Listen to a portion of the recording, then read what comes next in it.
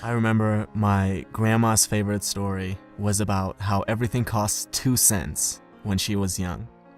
But now, everything constantly got more expensive. And it was all because of the government. These uneducated pigs didn't know how to control prices. And when I was privileged enough to hear the story, her complaining would last for hours and hours. And that's exactly what reactive people do. They always focus on the things that they cannot control. It's not possible that a concept like inflation would exist, and if it did, it's impossible that they wouldn't know about it. On the other hand, proactive people realize, look, even if my complaining were completely objective, it doesn't help me, so I'm going to focus on what I can control. If a proactive person owns a business where he sells a product, instead of focusing on how people these days don't appreciate good products anymore and how the government has horrible regulations, he focuses on how can I improve my product so my customers can't live without it. Do you realize how much responsibility, how much dedication, how much hard work comes along with asking that question?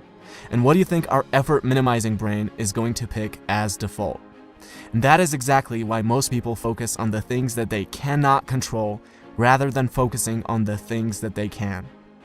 Habit number 1 is be proactive.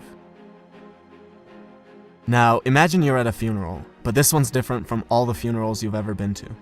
You're standing over the casket and you see yourself. What do you have to say about yourself? This is one of the most powerful questions you could ask. Are you doing the things in your life which are aligned with what you want to be able to say? Do you want to say that you are a good spouse? If that's the case, how does coming home and instantly being negative towards your spouse affect that? Do you want to be remembered as a person who added value to society? If that's the case, are you doing the things that will allow you to say that, or are you scared of failure and choose comfortable mediocrity instead? Almost every one of us will have to readjust how we live when we ask this question. Habit number 2 is begin with the end in mind. Now, if I were to ask you, what are the most important things to you? The most common answers I would get would be either your well-being or your relationships, your family, your spouse, your children. You would never ever say organizing papers or watching TV.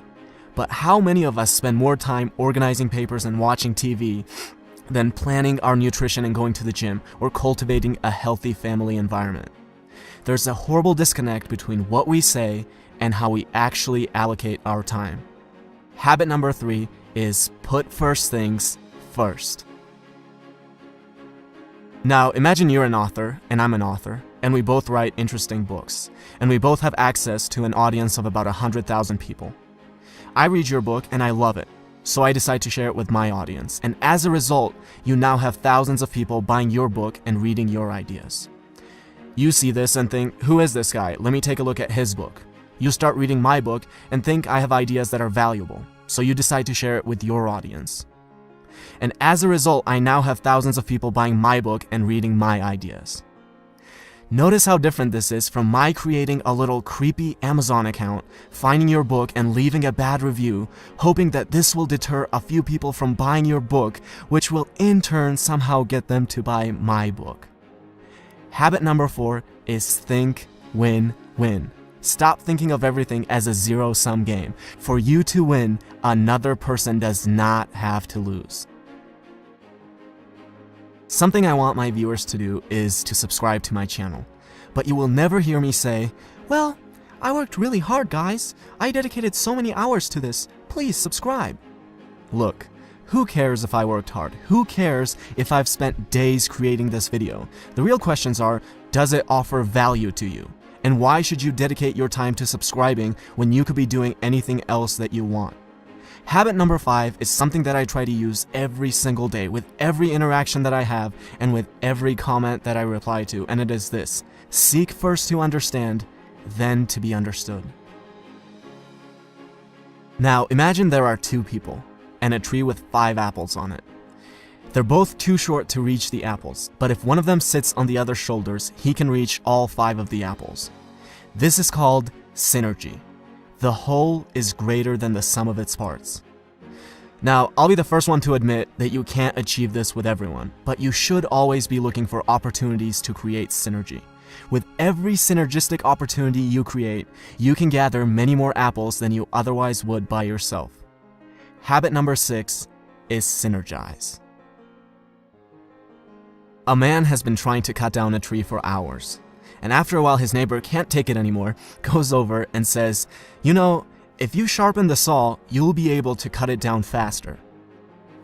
And the man replies, "But sharpening the saw is going to take time." Now, we might laugh at this story, but we do the same thing all the time. We can't find 30 minutes a day, 4 times a week, to go to the gym. Our health deteriorates to a point where we're physically incapable of being effective. We can't read a book for 15 minutes a day and mentally stimulate ourselves.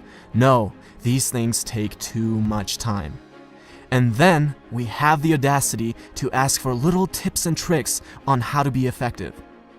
It's like telling your engineer, "Don't worry about the foundation, where can we get the magic bricks that will float in the air?" Habit number 7 is sharpen the saw. And these are the 7 habits of highly effective people by Stephen Covey.